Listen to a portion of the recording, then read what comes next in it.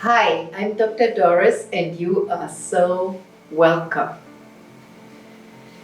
Alexandra spoke to me today in our NLP program that she doesn't feel respected and she often experiences in life feeling humiliated or feeling put down.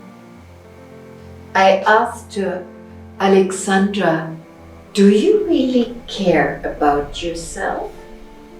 And we went through a whole process of increasing self-value, of looking at self in a different way, speaking itself in a positive way, and of literally learning how to think and speak in ways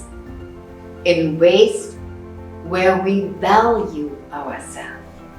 And as we concluded with what is called self-respect, the doors opened to actually feeling more respected from within.